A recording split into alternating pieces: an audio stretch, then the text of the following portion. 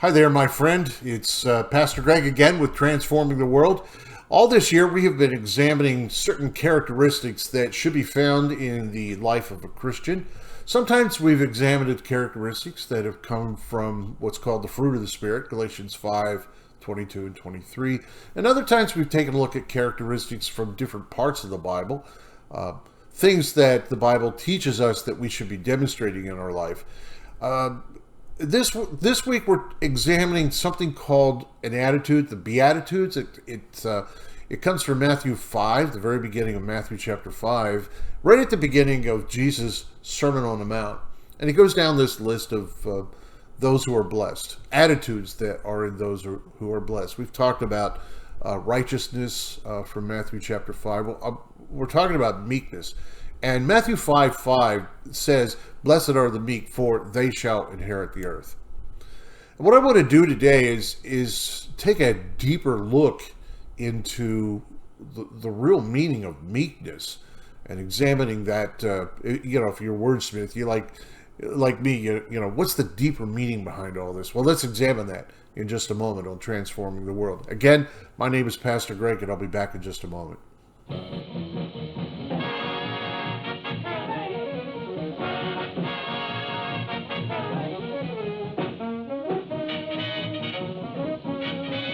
So meekness, the word meekness, in the original language, in the original Greek, this is actually interesting. The word meek was used to describe the reining of a stallion, a horse. To be meek is to permit to have a bridle and a bit in your mouth that you submit to the leading and the guiding of someone in authority over you. Of course, the horse rider holds the reins with the bridle and the bit, and the horse submits and surrenders, being controlled by the person on his back. That's what meekness really is. It is choosing to submit to authority. It is power under constraint. That's probably the best way to describe it. Again, as I say, meekness is not weakness, but it is power under control, where you choose to submit to the authority of those over you. That's meekness. The writer of Proverbs says this. He says, "He who is slow to anger is better than the mighty, and he who rules his spirit than he who captures the city." Proverbs 16:32, one of my favorite proverbs. In contrast, of course, is the individual who is not gentle, and they are kind of likened to a city that is broken into and a city without walls. Proverbs 25:28. Gentleness is always, as I said, gentleness would be a good synonym for meekness. Gentleness always uses its resources appropriately, unlike the out-of-control emotions that are so often destructive and should have no place in your life as a believer. So meekness uses your energy, your resources, your passion, always, and it's always used appropriately.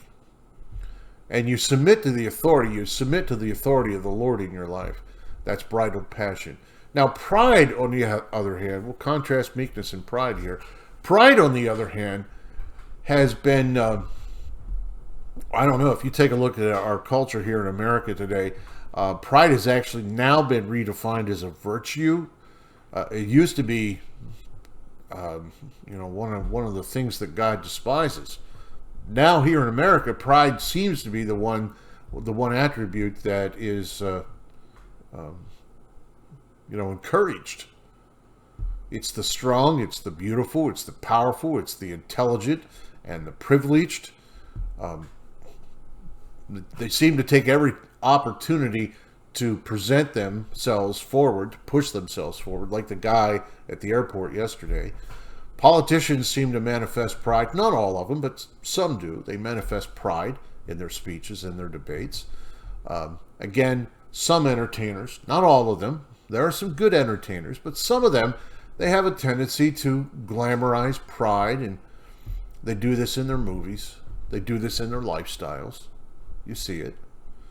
So In our society today, meekness, for the most part, is probably the least admired character quality in America today.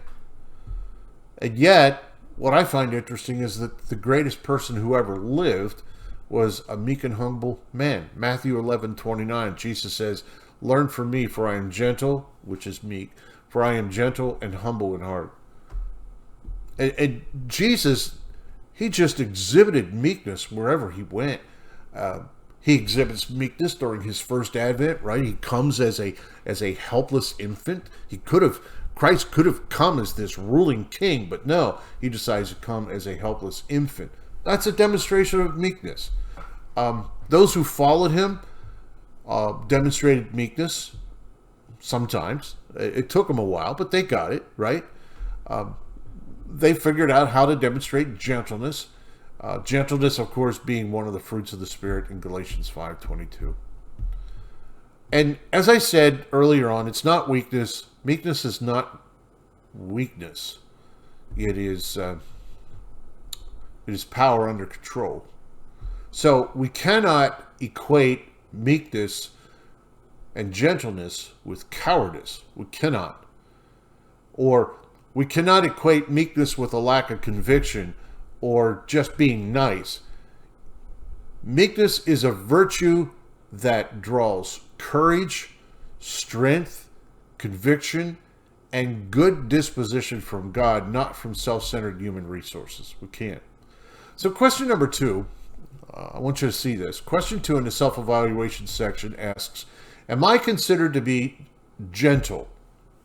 Or am I considered to be reasonable, fair-minded, and charitable to those outside the church as well as those within? But before you answer that, maybe you and I should ask those close to us. Ask for an honest response. Go to somebody that you know would be honest with you and say, am I reasonable? Am I a fair-minded individual? And I suggest you be open-minded about their response.